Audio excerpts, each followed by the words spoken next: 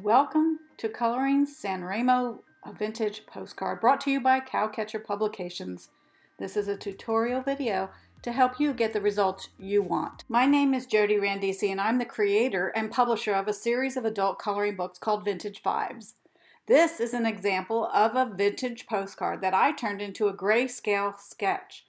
I had a lot of fun coloring this image, but how would you color it?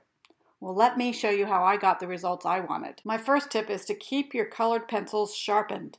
Simple enough. Next, pick an object and start coloring the areas that have the darkest and the lightest colors. In the palm tree, I noticed a dark purple streak, as well as some lighter areas, and I decided to color them first so these details don't get lost or colored over. Tritone colored pencils are nice, but you can get the same results using a variety of colored pencils. Before I started coloring the sky in the scene, I wanted to test the various colors of blue. It helped to create swatches of color that I could refer back to as I went along. At the time I was using Koh-i-Noor brand colored pencils because the colors blend so well, but I also use Prismacolor pencils for the same reason. Coloring grayscale sketches involves layering colors. I like to start with light colors or coloring lightly with any color because you can always add more color. To get the results you want, you can add layers of different colors to get the exact or nearly exact right hue that you're looking for. It's easier to color around an object you recognize. I chose to color the pots in this image, and then I worked my way around them. I always trace over all lines with a dark color, such as black, dark brown, or gray. After the form starts to take shape, then I add color. I pay close attention to the details, referring back to the original artwork all the time. I follow the artist's lead, in other words. Colorless blender pencil gets rid of any noticeable strokes left behind by the colored pencil.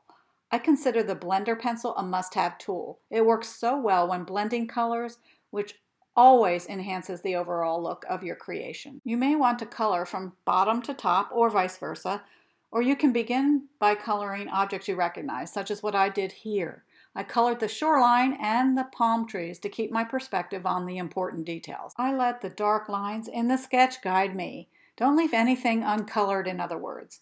And don't forget, white is a color. Most sets of colored pencils include a white colored pencil. You can use the white colored pencil for blending and adding highlight. I always recommend coloring lightly when filling a large area with color. In this example, I used a blender pencil to smooth and darken the blue pigment. You can see what a difference it makes, pre-blended versus post-blended. Also, I found it helps to color the edges and work your way toward the center when coloring a large area. Before blending in a new area, remember to remove excess color on the tip of the blender pencil. I rub the excess pigment onto a piece of scrap paper so I can start fresh with a clean and sharpened rubber tip. And feel free to reinterpret the artist's choices in whatever way you like. The original postcard has a blue sky where someone chose to color a light pink sky. It's up to you, but I like to sign and date my creations. I do this because I know that I've improved over the years, and it might be fun to revisit some pages for this reason. I also like to create a digital copy of my artwork. If I scan or take a picture of my artwork after I've completed my coloring, I can then use a filter or color correction tools to manipulate or alter the image. You can extend your artistic genius by transferring the digital image onto objects at websites such as Zazzle or Cafe Press.